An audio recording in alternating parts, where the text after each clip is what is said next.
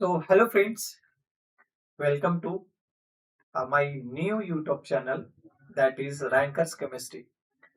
Today we are going to learn about mole concept. तो हम इस पूरे चैप्टर के अंदर सिर्फ मोल के बारे में डिस्कशन करने वाले हैं और ये टोटल 8 टॉपिक्स है जो हमें इस चैप्टर के अंदर में पढ़ने होते हैं फ्रेंड्स। अगर जब जब इस टॉपिक के बारे में बात किया जाता है तो एक क्लास 11 का एक बेसिक सा चैप्टर है जो पूरे ओवरऑल इनऑर्गेनिक से लेकर के फिजिकल केमिस्ट्री में यूज होता है। अगर सबसे इंपॉर्टेंट टॉपिक के बारे में हम डील करें कि मोल कॉन्सेप्ट के अंदर में सबसे इंपॉर्टेंट टॉपिक कौन सा है, तो मेरे ख्याल से इसमें 2 ही या 3 ऐसे टॉपिक है जो सबसे ज्यादा इंपॉर्टेंट माने जाते हैं। जैसे कि अगर बात करें सबसे नंबर 1 मोल कॉन्सेप्ट, क्योंकि चैप्टर का नेम ही है mole concept. And number second that is a stoichiometry based problem, और इसी में कुछ अच्छे लेवल के क्वेश्चन हो सकते हैं लिमिटिंग रिएजेंट से। लेकिन हाँ, आप percentage composition and molecular empirical formula को इग्नोर भी नहीं कर सकते हैं। अगर ओवरऑल देखा जाए तो इस चैप्टर के अंदर में मेनली रूप से हमें 3 टॉपिक पे ज्यादा फोकस करना होता है, and that is mole concept, stoichiometry based problem and limiting reagent. Law of chemical combination तो सबसे लास्ट पार्ट है और इससे कोई न्यूमेरिकल क्वेश्चन बनते ही नहीं है, ज्यादातर थ्योरेटिकल क्वेश्चन और स्टेटमेंट वाइज क्वेश्चन बनते हैं। इंट्रोडक्शन में हम कुछ मैटर, क्लासिफिकेशन से यूनिट कन्वर्जन, यही सब के बारे में जानेंगे। वेपर डेंसिटी बहुत छोटा सा है लेकिन स्कोरिंग सा चैप्टर होगा, दैट इज वेपर डेंसिटी, ये भी एक ठीक ठाक टॉपिक है। Percentage composition and molecular empirical formula दोनों ही ठीक है, यानी इन तीनों के बाद अगर कोई बचता है अच्छे टॉपिक में तो वो percentage composition and empirical molecular formula के ऊपर ही क्वेश्चन आते हैं फ्रेंड्स इस चैप्टर से। ओवरऑल ये चैप्टर काफी इंटरेस्टिंग है और काफी स्कोरिंग प्लस हमें दूसरे चैप्टर को समझने में हेल्प करता है, इसलिए चैप्टर को हम आज पढ़ेंगे। तो सबसे पहले हम स्टार्ट करते हैं इंट्रोडक्शन से। इंट्रोडक्शन क्या है, सबसे पहले जानते हैं what is a chemistry. Chemistry is the branch of science, chemistry is the branch of science that deals with the study of chemicals. जो हमें केमिकल्स के बारे में सिर्फ इस चैप्टर के अंदर में स्टडी करना होता है, यानी केमिस्ट्री एक ऐसा साइंस का ब्रांच है जिसमें हम केमिकल्स के बारे में बात कर रहे होते हैं, and that is called matter. Universe जो है वो मेनली 2 ही चीजों से मिलकर बना है, number 1 matter and number 2 energy. But हम यहाँ पे एनर्जी के बारे में बात नहीं कर रहे होंगे फ्रेंड्स, हम सिर्फ और सिर्फ मैटर के बारे में बात करें, क्योंकि हमारा केमिस्ट्री के अंदर सिर्फ केमिकल्स के बारे में डीलिंग करना है, यानी दैट इज मैटर के बारे में। एनर्जी के बारे में हम कुछ बातें करेंगे, लाइक थर्मोडायनेमिक्स हो गया, इनमें बातें करेंगे लेकिन बहुत कम। फिलहाल अभी मेरा मेन फोकस मैटर के ऊपर है। तो फिर सवाल आया, what is a matter sir? Matter that has mass, everything in the world.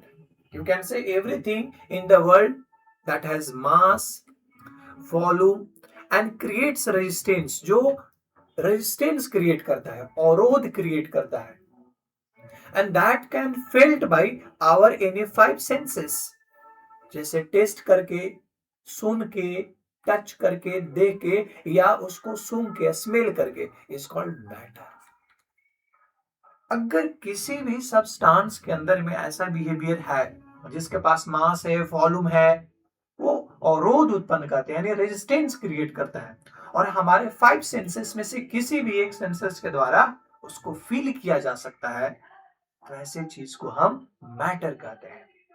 Like example के तौर पे अगर बात किया जाए, so what is called matter, तो matter can be anything which has these property like mass, volume, creates a resistance and felt by any 5 senses. Like iron, yes, iron एक matter है। हम यहाँ पे लिख रहे हैं वाटर, यस ये भी एक मैटर है।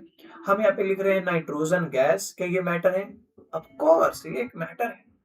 यानी जितने भी सब्सटेंस हो सकते हैं जिनके पास ये प्रॉपर्टी है, मास, जिनके पास कुछ मास हो, वॉल्यूम हो, रेजिस्टेंस क्रिएट करता हो, वो सब के सब क्या कहलाएंगे? मैटर कहलाएंगे। जैसे आयरन मास होगा, वॉल्यूम भी होगा, रेजिस्टेंस भी क्रिएट करेगा, ऐसा थोड़ी कि आसानी से टूट जाएगा, बहुत मजबूत है। वाटर सब प्रॉपर्टी इनके पास इट से करना है। ओके, तो ये है मैटर। नेक्स्ट में बात करते हैं क्लासिफिकेशन ऑफ मैटर, यानी मैटर कितने टाइप के होते हैं। तो मैटर को दो तरीके से क्लासिफाई किया गया है। Number one that is physical classification and number two that is chemical classification. Physical classification का मतलब क्या हुआ सर? फिजिकल प्रॉपर्टी के बेसिस पे यानी फिजिकल ग्राउंड के बेसिस पे हम मैटर को थ्री पार्ट्स में डिवाइड करते हैं, that is solid, liquid, gas. और केमिकल प्रॉपर्टी के बेसिस पे मैटर को टू पार्ट्स में डिवाइड किया जाता है, प्योर सब्सटेंस एंड मिक्सचर या इम्प्योर सब्सटेंस। सबसे पहले हम बात कर लेते हैं फिजिकल क्लासिफिकेशन के बारे में। फिजिकल क्लासिफिकेशन तीन तरीके से किया जाता है, solid, liquid and gas. Solid क्या है? सॉलिड वह सब्सटेंस यानी वह मैटर है, क्या हो गया?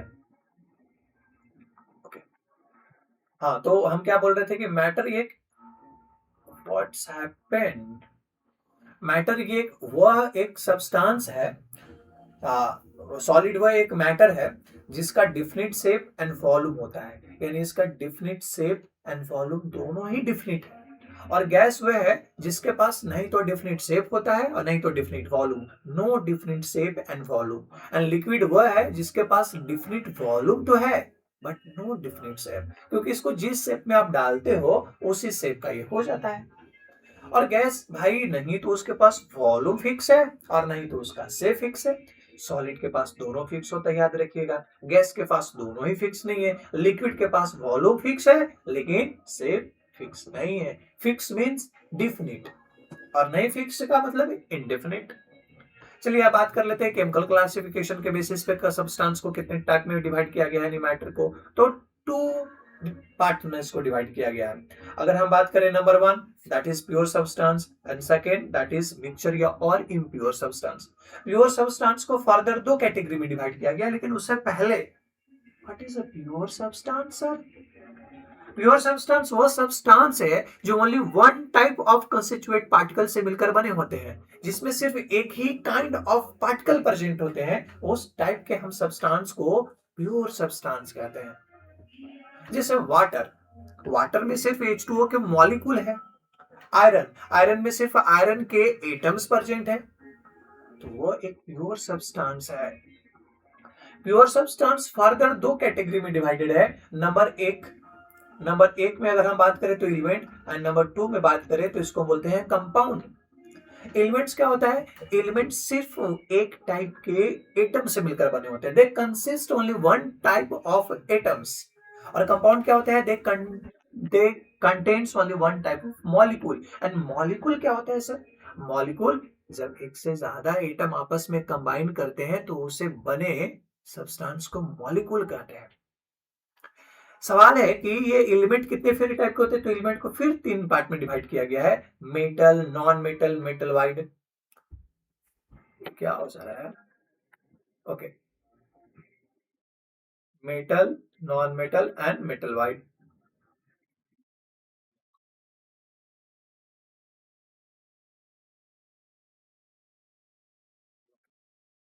ठीक है, तो metal, non metal and metalloid. Third is metal wide.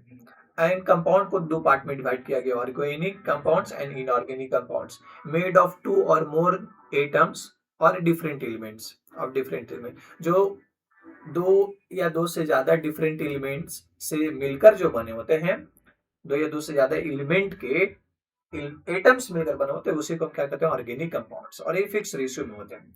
Mixture दो टाइप के होते हैं, एक होता है होमोजीनियस मिक्सचर एंड एक होते हैं भैया हेट्रोजीनियस मिक्सचर। होमोजीनियस मिक्सचर कैसा है? इसमें सेम कंपोजिशन पाया जा सकता है थ्रू आउट द मिक्सचर, यानी जिसमें जितने कंपोनेंट मिले होते हैं वो यूनिफॉर्मली रूप में डिस्ट्रीब्यूटेड होते हैं। जैसे अगर बात करें एग्जांपल के तौर पे तो like water plus salt, salt means NaCl। आप सॉल्ट के अंदर NaCl को डालते हो तो NaCl डिसॉल्व हो जाता है। अब वो जो NaCl है वो यूनिफॉर्मली रूप से पानी में जाके डिसॉल्व हुआ है। ऐसा नहीं कि कहीं नमक ज्यादा है कहीं कम है, नहीं, आप उसको टेस्ट करके देखो, जितना नमकीन ऊपर लगेगा उतना ही नमकीन वो हर जगह होगा। इट मीन्स NaCl के पार्टिकल यूनिफॉर्मली वाटर के अंदर आकर डिस्ट्रीब्यूटेड हो गए, यानी उसका composition through out the mixture कैसा है? यूनिफॉर्म।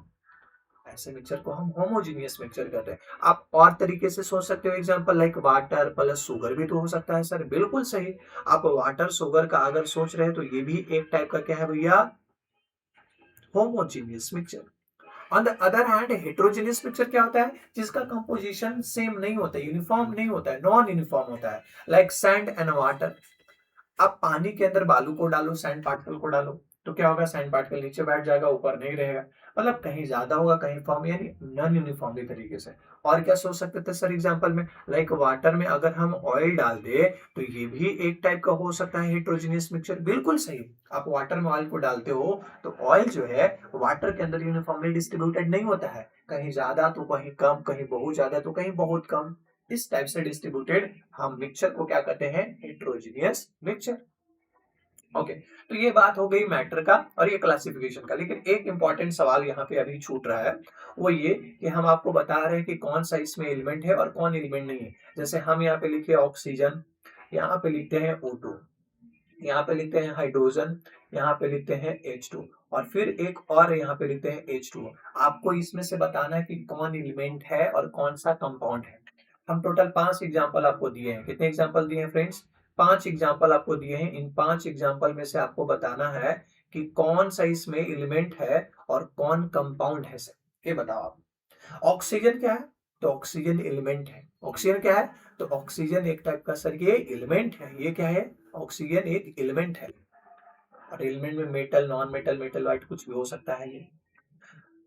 हाइड्रोजन क्या है, तो हाइड्रोजन भी सर ये एलिमेंट ही होगा। लेकिन सवाल है O2 क्या है सर, ये तो ज्यादा एक से टाइप के एटम से मिलकर बना हुआ है, एक से ज्यादा एटम है, इसमें 2 ऑक्सीजन के एटम है। लेकिन आप बोलो मत, ये भी एलिमेंट की कैटेगरी में आते हैं।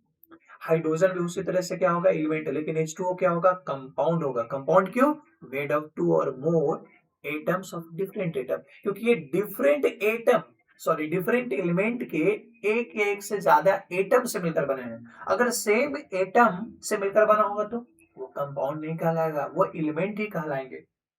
तो यहाँ पे oxygen, O2, hydrogen, H2 same compound से, सेम एलिमेंट से, सॉरी सेम एटम से मिलकर जो बने होते हैं वो एलिमेंट ही है।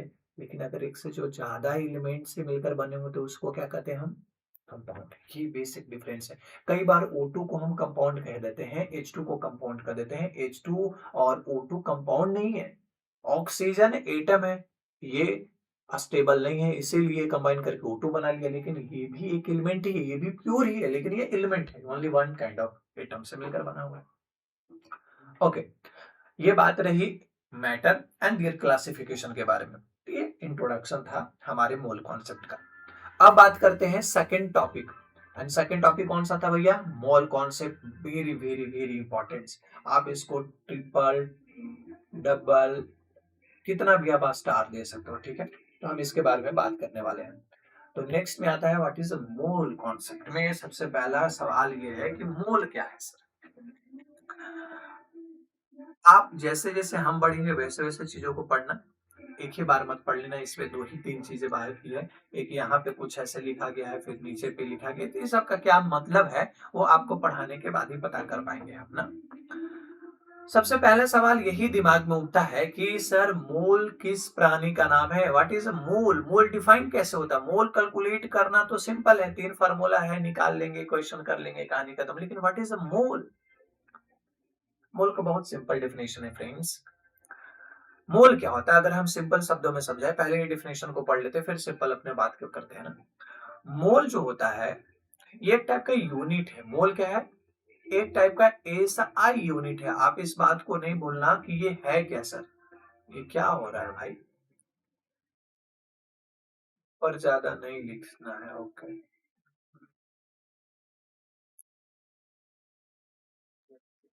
तो यहाँ लिखते हैं, ये जो मोल है एक टाइप का ऐसा यूनिट है, क्या है ये, यहाँ पे नहीं लिखते। मोल जो है एक टाइप का क्या है, ऐसा यूनिट है। किसका ये ऐसा यूनिट है सर, अमाउंट ऑफ सब्सटेंस का। किसका है ये, अमाउंट ऑफ सब्सटेंस। जैसे आप 7 फंडामेंटल यूनिट्स पढ़ते हैं, टाइम का ऐसा यूनिट सेकेंड, टेम्परेचर का केल्विन, मास का किलोग्राम, ठीक उसी तरह से उसमें एक आता है अमाउंट ऑफ सब्सटेंस का मोल। मोल एक ऐसा यूनिट है किसका, अमाउंट ऑफ सब्सटेंस का।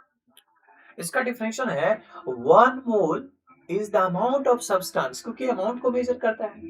1 mole is the amount of substance that contains as many entities. entities के जगह क्या हो सकता है सर? कोई particles like electrons, proton, neutron, atoms, molecules, ion. ये एंटिटीज का मतलब है. 1 mole is the amount of substance that contain as many entities or particles as there are atoms in exactly 12 gram of C12 isotope.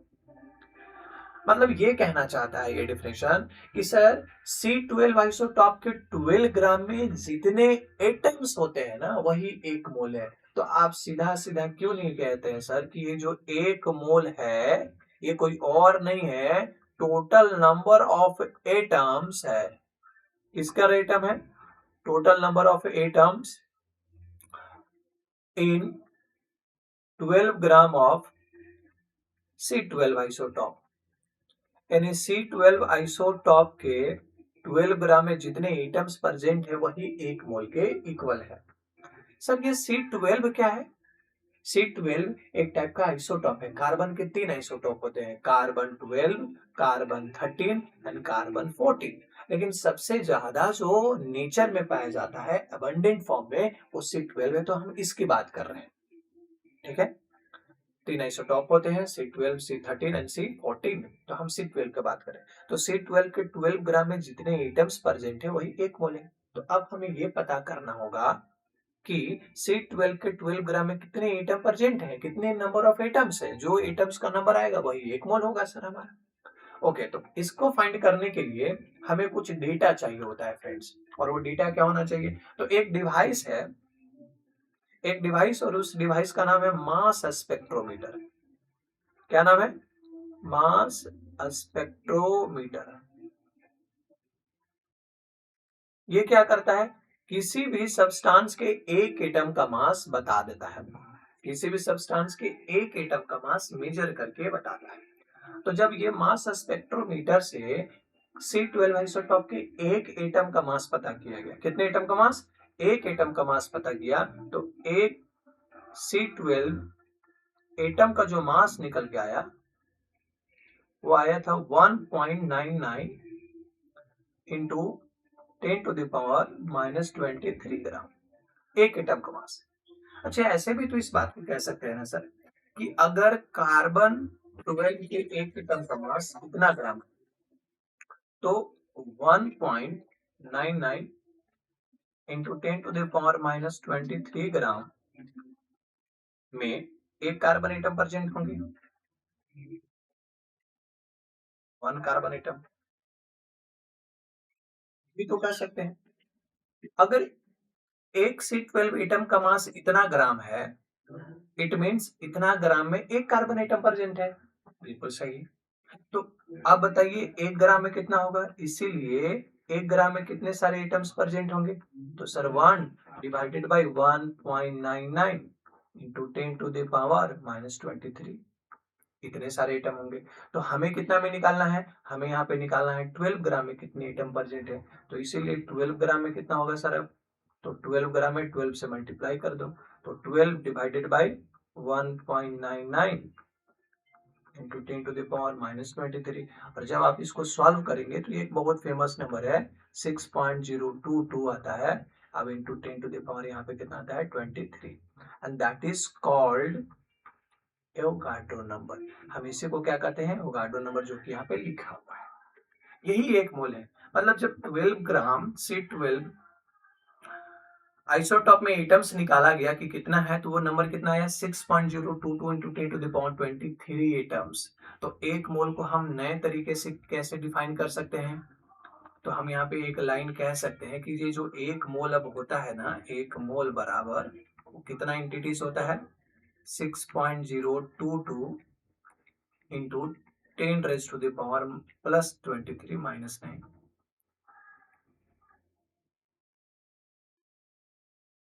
23 entities. इतना entities है. ये entities कुछ भी हो सकते हैं. ये atoms, molecules, ion, electron, proton, neutron कुछ भी हो सकते हैं. एंटिटीज के जगह atoms, molecule, ions, electron, proton, neutron हो सकते हैं. तो 1 मोल बराबर इतना होता है. ये एक बहुत बड़ी नंबर है अपने आप में. तो क्या आपको 1 मोल का मतलब समझ में आया? एक मोल मीन 6.022 इंटू 10⁻23 एंटिटीज। हम बोले एक मोल एटम कितना होता है भाई, तो 6.022 इंटू 10⁻23। एक मोल आयंस कितने होते हैं, 6.022 गुने 10⁻23। एक मोल आयन कितने आयन के बराबर होगा, 6.022 गुने 10⁻23 आयन। जो भी चीजें कहा जाए, एटम कहा जाए तो इतने सारे एटम्स, मॉलिक्यूल कहा जाए तो इतने मॉलिक्यूल्स, इतने इलेक्ट्रॉन्स कहा जाए एक मोल तो इतने सारे इलेक्ट्रॉन्स। तो आप मेरे ख्याल से समझ गए होंगे कि एक मोल का मतलब क्या होता है, 6.022 इंटू 10⁻23 एंटिटीज होता है। चलिए अब कुछ बेसिक बातें कर लेते हैं, और जैसे कुछ नोट्स, हमें 3 नोट्स पॉइंट जानना होता है, हम उसके बारे में यहाँ पे बात करने वाले हैं। पहला, अगर नोट्स की बात रिव्यू में बात करें कि फर्स्ट पॉइंट क्या होने वाला है सर, तो फर्स्ट पॉइंट बहुत ही सिंपल है। हम बोल रहे हैं कि मेरे पास एक मोल है, इसको हुआ क्या है भाई। अगर हम बात करें यहां से कि मेरे पास एक मोल 1 मोल एटम है, तो बताइए एक मोल कितने एटम होंगे, 6.022, और उसको हम क्या कहेंगे, एवोगाड्रो नंबर, क्योंकि हम 6.022 इंटू 10⁻23 को एवोगाड्रो नंबर कहते हैं। अगर हम यहाँ पे कहें कि मेरे पास एक मोल मॉलिक्यूल है, तो कितने सारे मॉलिक्यूल है मेरे पास, एन मॉलिक्यूल है सर। अगर हम ये कहें कि मेरे पास एक मोल आयन है, तो कितने सारे आयन होगा, एन आयन। उसी तरह से एक मोल इलेक्ट्रॉन तो एन इलेक्ट्रॉन, एक मोल प्रोटॉन तो एन प्रोटॉन। ओके, बहुत अच्छे। दूसरी पॉइंट ये डिस्कस करने वाले हैं हम कि अगर हम एक मोल ना करके हम ये कहें कि मेरे पास एन मोल, कितना मोल, एन मोल एटम है। आज एक मोल एटम नहीं बात कर रहे हैं, आज कितना का बात कर रहे हैं, मेरे पास एन मोल एटम्स है। ये एन बराबर कुछ भी हो सकता है, 10, 20, 50, 100, कुछ भी। तो कितने सारे एटम्स होंगे, एन गुना एन एटम्स होगा सर, इतने सारे एटम्स होंगे। हम बोल रहे हैं कि मेरे पास एन मोल मॉलिक्यूल है, इट मीन्स कितने मेरे पास मॉलिक्यूल है, तो एन गुना एन मॉलिक्यूल है। हम बोल रहे हैं कि एन मोल आयन है मेरे पास, तो कितने आयन है, एन गुना एन आयन है। बहुत अच्छे। एंड थर्ड पॉइंट ये बात करने वाले हैं कि मोल को अलग अलग नाम से जाना जाता है, मोल को अलग अलग नाम से जाना जाता है। जैसे यहाँ पे लिखा हुआ है ग्राम एटम, यहाँ पे लिखा हुआ है ग्राम मॉलिक्यूल, थोड़ा सा और जगह चाहिए, ग्राम एटम, यहाँ पे लिखा हुआ ग्राम मॉलिक्यूल, यहाँ पे लिखा हुआ है ग्राम आयन, और एक और होता है जिसको हम बोलते हैं ग्राम मोल। तो ये जो सब नाम है वो मोल को ही बताता है, किसको बताता है, ये मोल को। इसका मतलब क्या हुआ, मोल के 4 अलग अलग नाम है। अगर कहीं 2 ग्राम एटम लिखा हुआ है तो वो 2 ग्राम एटम का मास नहीं है, वो 2 मोल एटम है। वो क्या मतलब आप कहना चाहते हैं सर, कि अगर जैसे हम यहाँ पे कुछ एग्जाम्पल देके समझा रहे हैं, सपोज यहाँ पे लिखा हुआ है कि मेरे पास, नीचे लिखते हैं कि मेरे पास 2 ग्राम एटम है, इसका मतलब क्या हुआ है, और यहाँ पे लिखा हुआ है 2 ग्राम ऑक्सीजन एटम, यहाँ कर देते हैं 2 ग्राम ऑक्सीजन एटम, या नाइट्रोजन एटम कर देते हैं, 2 ग्राम नाइट्रोजन एटम है मेरे पास। इसका मतलब क्या है, और यहाँ पे लिखा हुआ है 2 ग्राम ऑफ नाइट्रोजन एटम। ये दोनों का मीनिंग बहुत ही डिफरेंट है। आपको दोनों लग रहा होगा कि सेम है, सिर्फ एक ही चीज का तो फर्क है सर, ये ऑफ का, इसमें ऑफ लगा है, इसमें ऑफ नहीं लगा है। नहीं लगा है, यहीं पे तो खेला है। 2 ग्राम नाइट्रोजन एटम की बात कर रहा है, यहाँ पे क्या बात कर रहा है, 2 ग्राम मेरे पास नाइट्रोजन एटम है। तो नाइट्रोजन एटम का ग्राम नहीं दे रखा, वो ग्राम वेट नहीं दे रखा, वो मोल दे रखा है, क्योंकि ग्राम एटम का मतलब क्या होता है, मोल। इसका मतलब ये 2 मोल नाइट्रोजन के एटम है, यहाँ पे 2 मोल नाइट्रोजन है, 2 मोल ऑफ नाइट्रोजन एटम। यानी अगर ये वेट निकाले 2 मोल का, तो एक कितना आ जाएगा, 2 मोल, 1 मोल ऑफ नाइट्रोजन एटम का वेट होता है 14। इसका मतलब ये कितना यहाँ पे आएगा, 28 ग्राम आएगा। इतना ग्राम नाइट्रोजन है। और ये जो 2 ग्राम ऑफ नाइट्रोजन एटम दिया है, ये एक्चुअली में 2 ग्राम नाइट्रोजन है। ऑफ लगा है तो एक्चुअली में वेट दे रखा है। अगर ऑफ नहीं लगा हुआ है ना, वो मोल बता रहा है कि वो वेट नहीं है सर, वो मोल है।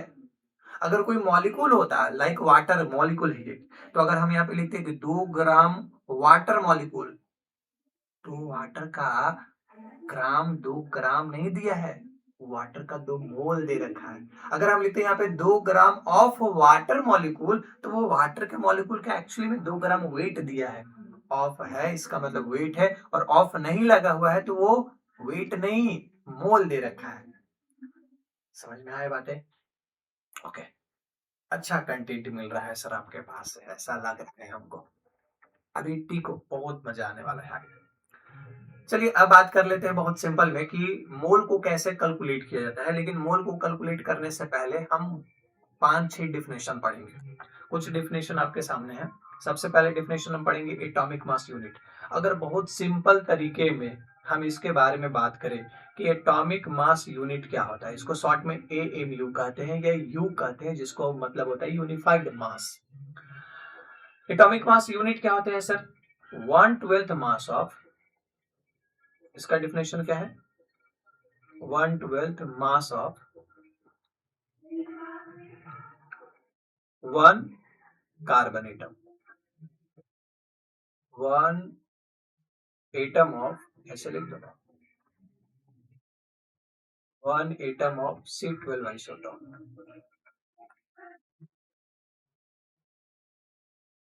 यानी C12 के एक एटम का 1/12 मास को हम क्या कहते हैं? एक एमयू कहते हैं।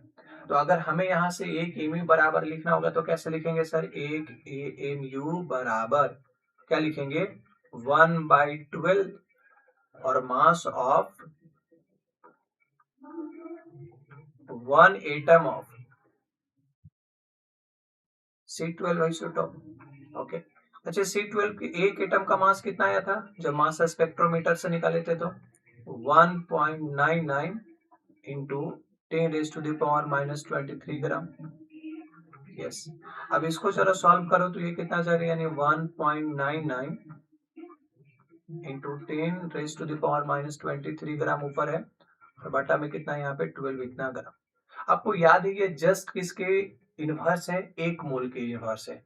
जब 12 ग्राम यानी एक मोल में निकाले थे तो ये इतना आया था कि यहाँ पे 12 ऊपर हो गया था सर, और 1.99 इंटू 10⁻⁻23 नीचे था। और इसको जब कैलकुलेट किया गया था तो ए ने आया था ये 6.022 इंटू 10⁻23 आया था। सर ये उल्टा है, 12 ऊपर था, इसमें 1.9926 इंटू 10⁻⁻23 नीचे था। यहाँ पे कहानी उल्टा है, ये ऊपर है और 12 नीचे है। अच्छा, इसका मतलब होता है ए ने, तो एक उल्टा कितना हो जाएगा? ए ने का रिवर्स क्या होता है? 1/ए ने, यानी ए ने का रेसिप्रोकल क्या होगा? 1/ए ने। तो क्या हम इतना ग्राम को 1/ए ने ग्राम लिख सकते हैं क्या? बिल्कुल लिख सकते हैं सर, इतना ग्राम। अच्छा, इसको क्या और लिख सकते हैं? तो 6.022 इंटू 10⁻23। अरे एक ही बात ना हुआ सर, आप ए ने कह दो या 6.022 इंटू 10⁻23 कह दो, बात तो एक ही हुआ। हाँ, एक ही बात है, बेशक एक ही बात है। और जब आप इसको सॉल्व करते हो तो कितना ही आता है? 1.67 इंटू 10⁻⁻24 ग्राम। ये किसके इक्वल है? एक एमयू के इक्वल है। यानी एक एमयू को हम 3 तरीके से लिख सकते हैं। एक एमयू को कितने तरीके से लिख सकते हैं? 1/इन ग्राम, या 1/6.022 इंटू 10⁻23 ग्राम, या इतना ग्राम।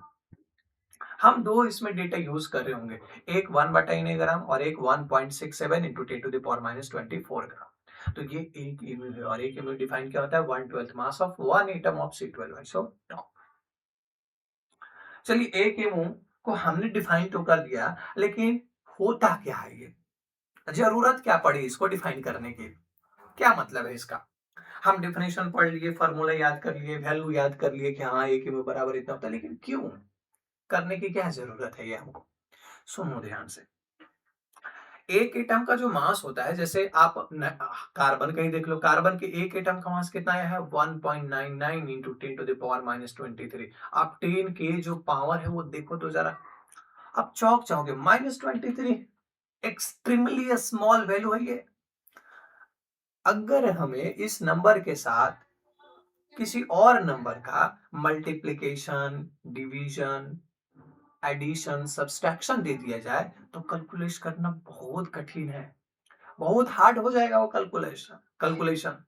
क्या आप ऐसे नंबर के साथ जहां पे 10⁻⁻23 हो, आप उसके साथ एक नॉर्मल नंबर को ऐड कर पाओगे क्या? 10⁻⁻20 दे देगा तो आप उसमें ऐड कर पाओगे, मल्टीप्लाई कर पाओगे? बहुत होगा मल्टीप्लीकेशन, हम ये नहीं करें कि मल्टीप्लीकेशन नहीं होगा, लेकिन वो हार्ड हो जाएगा मल्टीप्लीकेशन, वो कैलकुलेशन ही हार्ड बन जाएगा। तो क्या किया गया, सर एक एटम का मास तो बहुत छोटा होता है और एटॉमिक मास जो यूनिट है वो एक एटम का यूनिट होता है। जैसे हम बोले कि 100 पैसे बराबर 1 रुपया होता है और हम आपको हर जगह पैसे पैसे देने लगे तो पैसा बहुत ज्यादा हो जाएगा आपके पास। सपोज करो कि मुझे 1000 का सामान लेना है और हम आपको 1000 पैसे में दे रहे हैं। इंसान को जब वो 2000 का नोट चला था और छुट्टा कराने जाता था और उसको कुछ सिक्का मिलता था तो कहता था कि नहीं नहीं नहीं, हमें कॉइन्स नहीं चाहिए भैया, नोट दे दो हमको।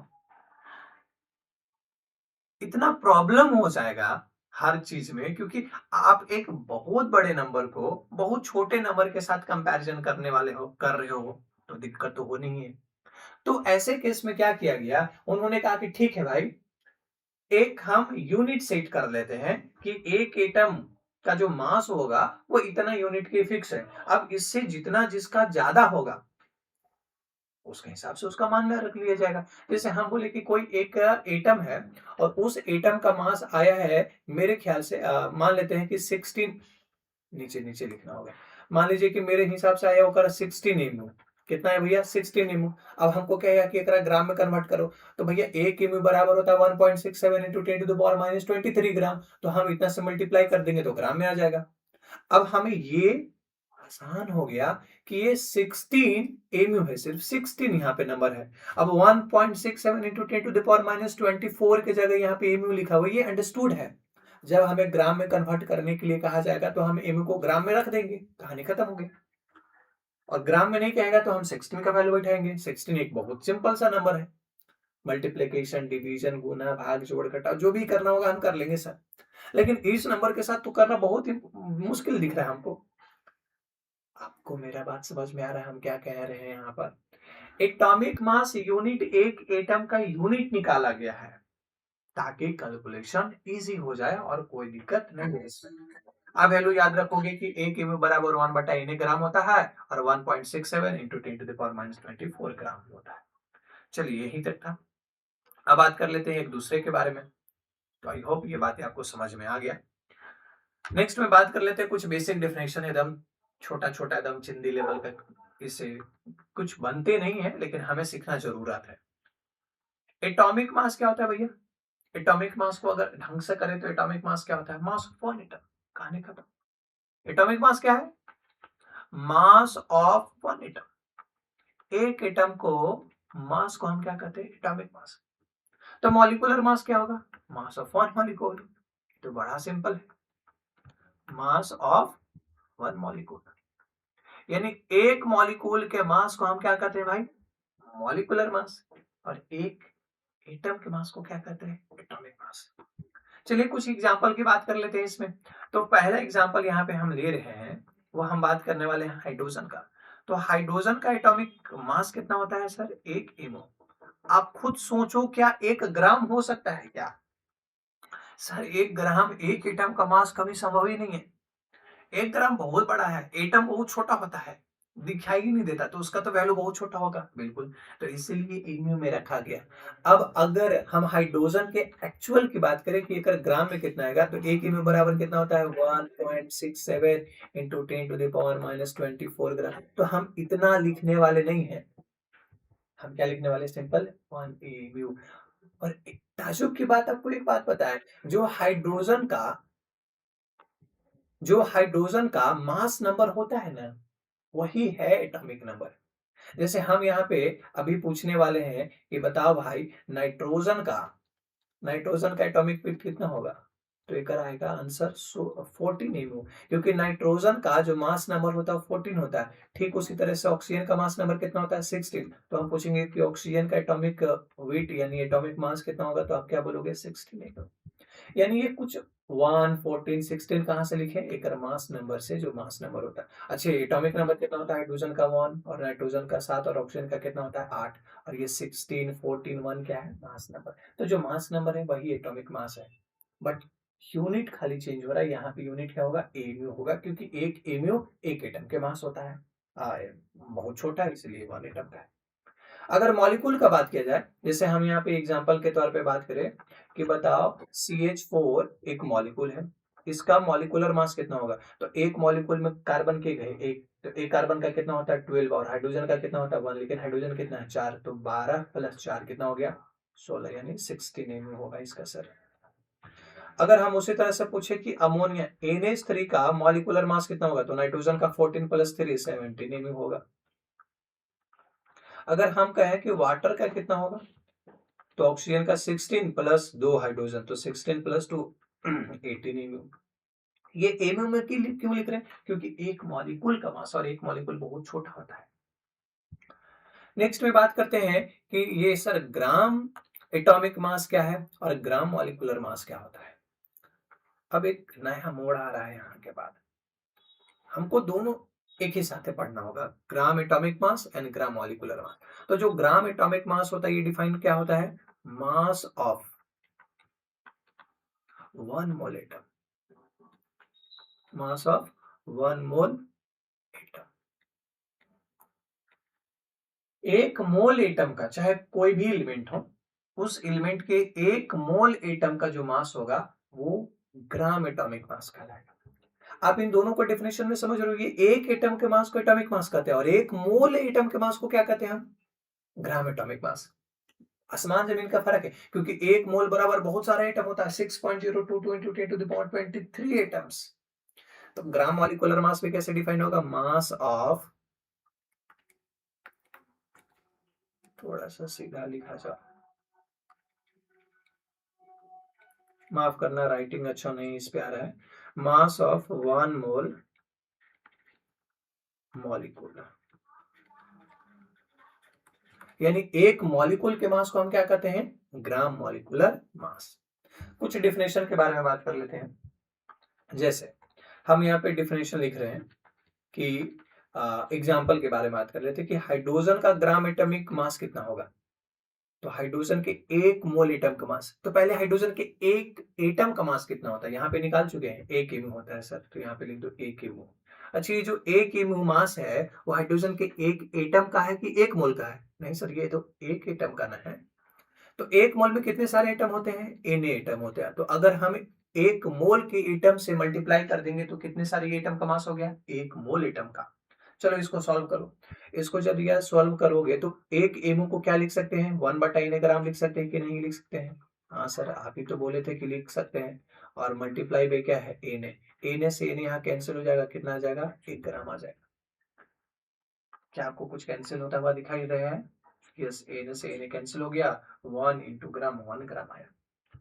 मतलब एक मोल एटम का जो मास है ना वो ग्राम में आता है सर, क्योंकि हमने बहुत अच्छे से कैलकुलेट किया, एक एमओ को हमने 1/n ग्राम लिख दिया। कहाँ से लिख दिया 1/n ग्राम, क्योंकि आप ही ने तो कहा था कि एक एमओ बराबर कितना होता है 1/n ग्राम होता है, तो हमने उतना लिख दिया। मतलब ये बातें हैं कि सिर्फ यूनिट चेंज हुआ, यहाँ पे एक एमओ होता है, यहाँ पे कितना होता है 1 ग्राम, इसीलिए शायद इसको ग्राम एटॉमिक मास कहा गया है, क्योंकि ग्राम में आंसर आ रहा है नहीं। अच्छा, दूसरी बात हम करें कि नाइट्रोजन का ग्राम एटॉमिक मास कितना होगा, तो ये 14 ही होगा सर, लेकिन 14 एमयू नहीं होगा, 14 ग्राम हो जाएगा। आप कैलकुलेट कर लेना वही आएगा। अगर ऑक्सीजन का बात करेंगे तो 16 एमयू नहीं आएगा, कितना जाएगा 16 ग्राम। अरे ग्राम में अगर किसी का वेट लिखा हुआ है एटम का तो वो एटॉमिक वेट नहीं, ग्राम एटॉमिक वेट है। बड़ा मजा आ रहा है, हमको पढ़ाने में तो मजा आ रहा है, आपको पढ़ने में मजा आ रहा है क्या? अगर आ रहा है तो प्लीज चैनल को लाइक सब्सक्राइब करो। चलो नेक्स्ट बात करते हैं, ग्राम मॉलिक्यूलर मास क्या होता है।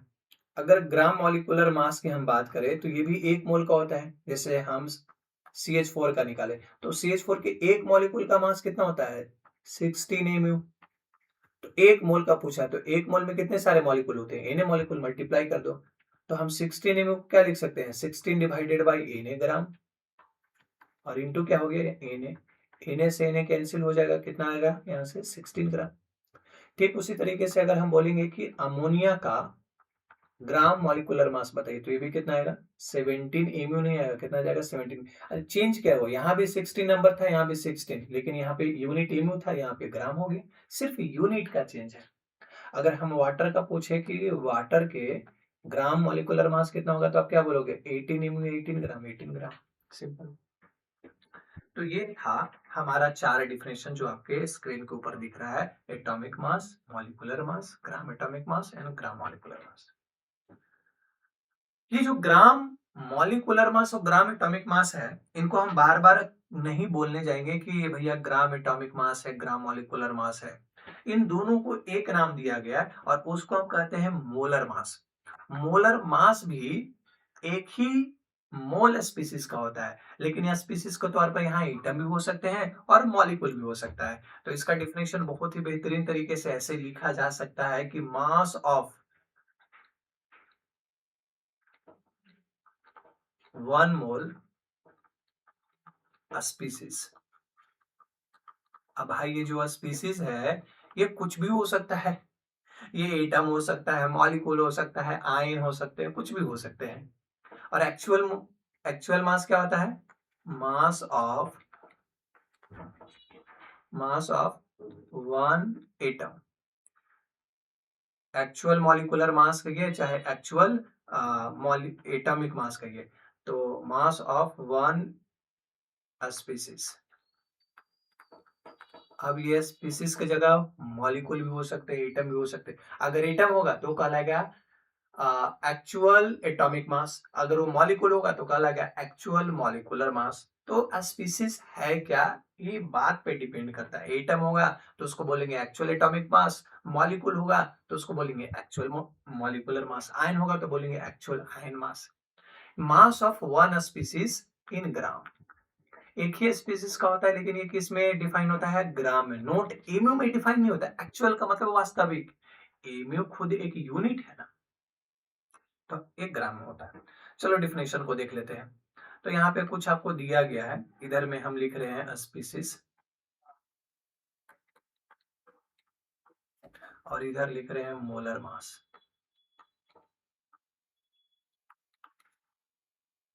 ठीक है, तो आपको इधर स्पीसीज दिया गया है और इन्हें मॉलिक्यूलर मास निकाल के आपको बताना है। नंबर 1, सबसे पहले हम दे रहे हैं ऑक्सीजन का। नंबर 2, सोडियम का। नंबर 3, सोडियम आयन का। नंबर 4, CO2 का। फिर उसके बाद आपको दिया गया है H2SO4 का। H2SO4 दिखाई दे रहा है क्या अच्छे से? H2SO4 का। एंड नेक्स्ट है C6H12O6 का। और उसके बाद है यूरिया का, NH2CONH2 या NaOH ले लेते हैं, सोडियम हाइड्रोक्साइड का। ये है। आपको बताना है कि ऑक्सीजन का मोलर मास कितना होगा। स्पीसीज के तौर पर क्या हो सकता है? वो एटम भी हो सकता है, आयन भी हो सकता है और मॉलिक्यूल भी हो सकते हैं। स्पीसीज कुछ भी हो सकता है, उसका मॉलिक्यूलर मास है मोलर मास। और मोलर मास क्या होता है? 1 मोल का मास। और 1 मोल का जो मास होता है वो ग्राम में आता है, हमें पता है। जैसे ऑक्सीजन का निकाले थे तो कितना आया था? ये 16 ग्राम। अगर सोडियम को उसी तरीके से निकालेंगे तो कितना आएगा? 23 ग्राम। सोडियम आयन का निकालेंगे तो इसका भी कितना आएगा? 23 ग्राम आएगा। CO2 का निकालोगे तो कार्बन का 12 और इसका कितना हो जाएगा? 32। आप ऐड करोगे तो कितना जाएगा? 44 ग्राम। H2SO4 का सबको ऐड करोगे तो ये कितना आएगा? 98 ग्राम। आप ये है एक ग्लूकोज का मॉलिक्यूल, तो इसको सबको ऐड करोगे और मल्टीप्लाई करके तो ये कितना आ जाएगा? 180 ग्राम। और NaOH का कितना आता है? दैट इज 40 ग्राम। तो ये निकल गया हमारा मोलर मास। वो मोलर मास किसी का भी हो सकता है, एटम का भी हो सकता है, मॉलिक्यूल का भी हो सकता है और आयन का। आपको ये समझना होगा कि दे क्या रखा। आयन है तो भैया आयन का होगा, मॉलिक्यूल है तो मॉलिक्यूल का होगा। एक्चुअल मास क्या होता है? एक्चुअल मास एक ही स्पीसीज का मास होता है, बट वो ग्राम में रिप्रेजेंट किया जाता है। जैसे हम इधर लिख रहे हैं स्पीसीज,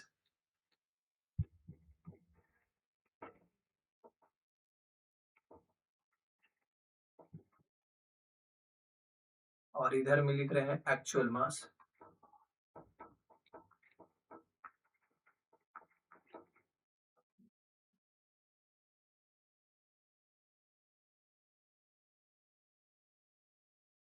ठीक है ना।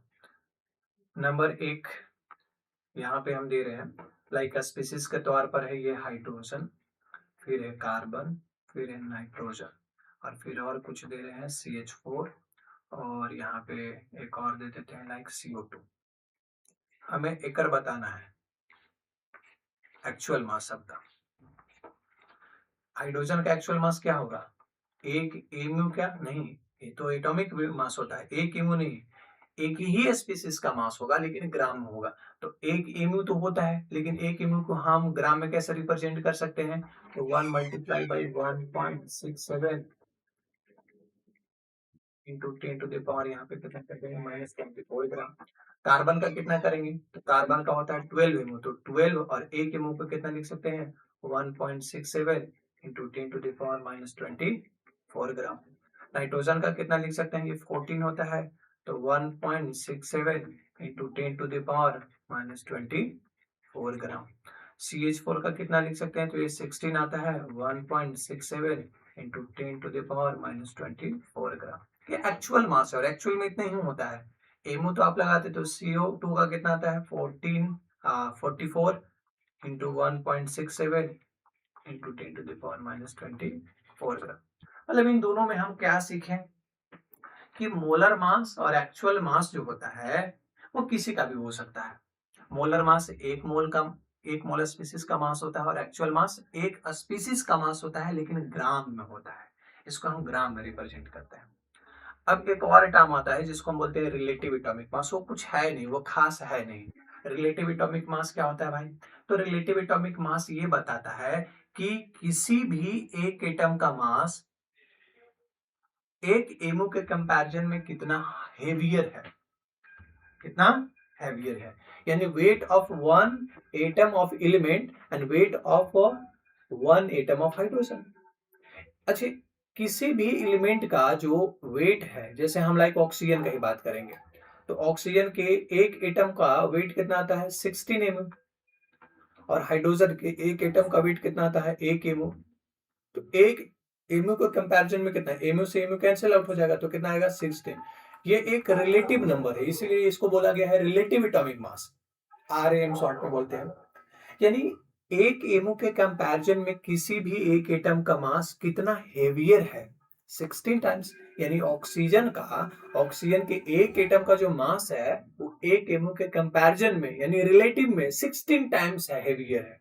तो बोलेंगे कि भैया ऑक्सीजन का रिलेटिव एटॉमिक मास 16 आएगा? नहीं। देखो यहाँ पे भी आप ऑक्सीजन के टर्म में भी इसको डिफाइन करोगे, कोई फर्क नहीं पड़ेगा। क्या बोला गया है कि relative atomic mass of any element का हम अगर with respect to oxygen isotope में ऑक्सीजन 16 के रिस्पेक्ट में डिफाइन करें तो क्या बोलेंगे? Weight of one atom of element, weight of, यहाँ पे क्या लिखा हुआ है? Weight of one atom of element divided by weight of one atom of oxygen by 160। तो बात तो यही ना भाई, ये जो नीचे वाला इतना मिल गया वो क्या हो गया? 1 एमयू हो गया। तो 1 एमयू के कंपैरिजन में। अच्छा, C12 का आइसोटॉप में करेंगे तो कार्बन आइसोटॉप के एक एटम का जितना मास होगा अगर 12 कर दो, बात एक ही में हो गया। अब कहीं भी करो, ऊपर ही वाला डिफिनेशन सबसे सटीक बैठता है हाइड्रोजन के रिस्पेक्ट में। तो हम अगर बहुत शॉर्ट में इसका डिफिनेशन लिखे तो यही लिखेंगे कि मास ऑफ रिलेटिव मास ना, क्या बोलेंगे कि हाँ, mass of one atom of any element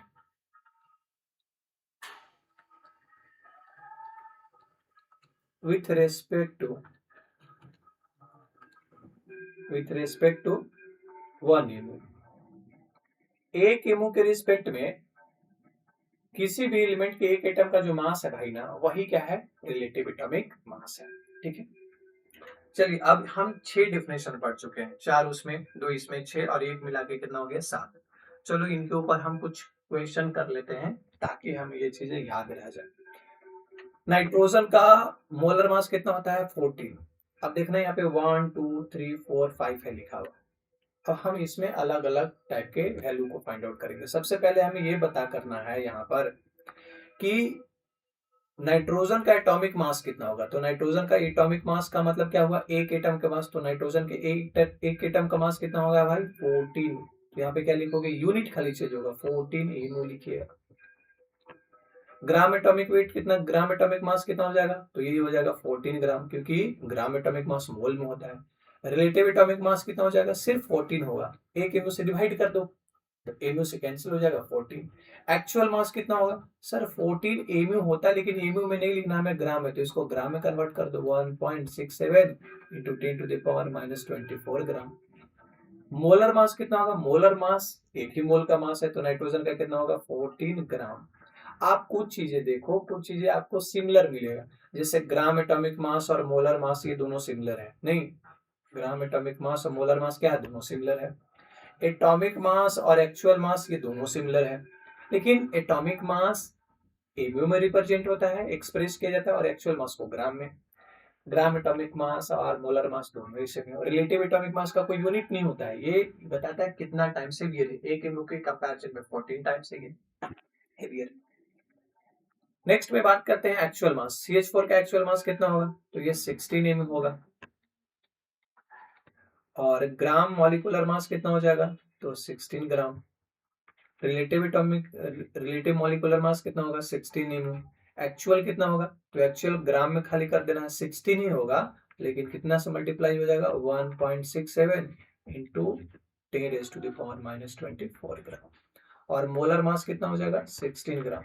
अब एक चीज नोटिस करो, यहाँ पे सब में आप देखोगे तो सर ये 14 14 14 14 14 सब में है, चेंज कहाँ है सर, यूनिट में। एटॉमिक मास का यूनिट एमयू होता है, ग्राम एटॉमिक मास का ग्राम होता है, रिलेटिव का कोई यूनिट नहीं है, एक्चुअल मास का ग्राम में होता है, लेकिन वो इतना से मल्टीप्लाई करने के बाद, और मोलर मास का ग्राम। यहाँ भी उसी तरह से 16 16 16 16, लेकिन यूनिट सिर्फ चेंज है। यहाँ पर भी आप देख रहे होंगे कि ये जो ग्राम मॉलिक्यूलर मास है वो मोलर मास के बराबर है, और जो मॉलिक्यूलर मास है वो एक्चुअल मास के बराबर है, खाली यूनिट का फर्क है, एमयू में है और एमयू में। यहाँ तो कुछ फर्क ही नहीं है, मोलर मास और gram molecular mass. I hope ये 6 पॉइंट आपको याद रहेंगे, ठीक है ना। नेक्स्ट अब बारी आती है मोल के बारे में, कि हम कैसे कैलकुलेशन करेंगे मोल के ऊपर, अगर मोल निकालना होगा तो कैसे निकालेंगे। हम बहुत प्रैक्टिकली बात करेंगे, एकदम रियल लाइफ से रिलेट करके उसको, कैसे हुआ, कहाँ से वो फार्मूला आया, हम उन सब चीजों के बारे में बात करेंगे कि ये फार्मूला आया कहाँ से, ये 3 फार्मूला कहाँ से आया, है ना। तो अभी हम कुछ क्वेश्चन करने वाले हैं जो कि बहुत सिंपल होगा, जो अभी तक हम इंट्रोडक्शन में पढ़ेंगे। इंट्रोडक्शन का ही बेसिकली हम क्लास मान के चल रहे हैं, क्योंकि मूल कॉन्सेप्ट का असली कहानी नेक्स्ट क्लास से शुरू होगा, और तब आपको फील होगा हाँ अब कुछ मजा आ रहा है। चलिए एक क्वेश्चन दे रहे हैं, आप इस क्वेश्चन को जरा सॉल्व करके हमें दिखाओगे। बहुत आसान क्वेश्चन है, कह रहा है कि calculate number of atoms in 81 MU of aluminium. एक अल्युमिनियम का वेट दिया है कितना भैया 18 एमयू में दे रखा है, और कह रहा है कि इसमें नंबर ऑफ एटम्स कितने होंगे। भाई अल्युमिनियम का एटॉमिक, हम यहाँ पे लिख रहे हैं atomic mass of aluminium. Aluminium का एटॉमिक मास कितना होता है 27 एमयू। इसका मतलब क्या कि अल्युमिनियम के एक एटम का मास कितना है 27 एमयू। तो अब हमें बताना है नंबर ऑफ अल्युमिनियम एटम, तो यहाँ पे लिख लो नंबर ऑफ अल्युमिनियम एटम्स। तो नंबर ऑफ अल्युमिनियम एटम्स बराबर कितना हो जाएगा, कितना वेट दिया है भैया 21 एमयू। और एक अल्युमिनियम के मास का वेट कितना है 27 एमयू, तो इतना से डिवाइड कर दो, कितना ही आएगा लगभग 3 टाइम्स, यानी 3 अल्युमिनियम का एटम से यहाँ आएगा। कहानी खत्म। बहुत सिंपल है, एमयू में दिया है, एमयू तो खुद एक छोटा है, तो अल्युमिनियम के एक एटम का मास को ही एटॉमिक मास कहते हैं डिफिनेशन में। तो एक एटम का मास कितना है 27 एमयू, तो मेरे पास इतना है, तो एक एटम के मास से डिवाइड कर दो, टोटल नंबर ऑफ एटम्स निकल के आ जाएगा। अरे कहानी बहुत सिंपल है। चलो अगला क्वेश्चन इसी तरह से दिया गया है। कैलकुलेट नंबर ऑफ मॉलिक्यूल्स, आज कैलकुलेट करना है 51 एमयू ऑफ अमोनिया में। क्या बनेगा कि नहीं बनेगा? बहुत सिंपल है सर, ये तो फालतू का ही सब क्वेश्चन है, लेकिन हाँ आपको याद रहे इसीलिए सब करवा रहे हैं। अगर एक हम सॉल्यूशन की बात करें तो बताइए यहाँ पे मॉलिक्यूलर मास ऑफ अमोनिया कितना होता है? अब ये तो बताए थे,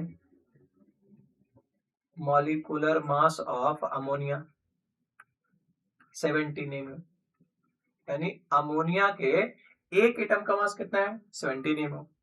तो आप बताओ नंबर ऑफ अमोनियम मॉलिक्यूल कितना हो जाएगा? अमोनियम मॉलिक्यूल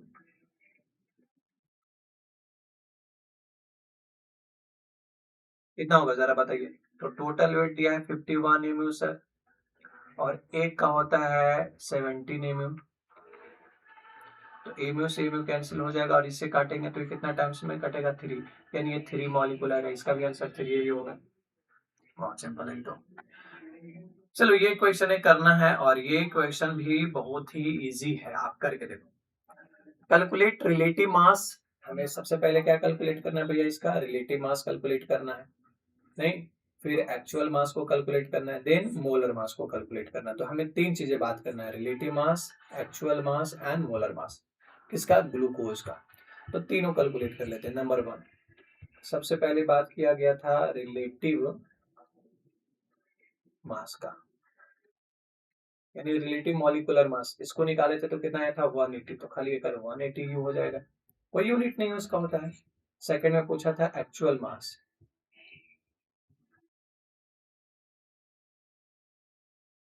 एक्चुअल मास कितना होगा? 1 एमओ नहीं होगा, तो 180 में 1 एमओ से मल्टीप्लाई कर देंगे, 1.67 इंटू 10 टू द पावर -24 ग्राम। अब इसको सॉल्व कर लेना। थर्ड में पूछा था मोलर मास। मोलर मास मतलब एक मोल का मास, और किसमें आता है? ग्राम में। तो मोलर मास अगर हम ग्लूकोज का निकाले तो वो कितना आएगा? 180 ग्राम। कितना हो गया? ये तीनों ही आंसर हो गया है ना, तो यही आंसर है इसका। 180 मल्टीप्लाई बाई 1.67 इतना, और 180 ग्राम। इसके बाद हम नेक्स्ट सेशन में मोलर वॉल्यूम का बात करेंगे, और तब मोल को कैसे कैलकुलेशन किया जाता है ये हम बात करेंगे। तो आज के लिए इतना ही फ्रेंड्स, मिलते हैं अगले क्लास में। तब तक के लिए जय हिंद। अगर आपको ये वीडियो पसंद आ रहा है, लग रहा है कि कुछ हम न्यू कंटेंट कुछ अच्छा पढ़ रहे हैं और सीरियल वाइज में पढ़ रहे हैं, तो प्लीज इस चैनल को लाइक, सब्सक्राइब और शेयर जरूर करिएगा, और एक प्यारा सा कमेंट। थैंक यू, मिलते हैं नेक्स्ट क्लास में।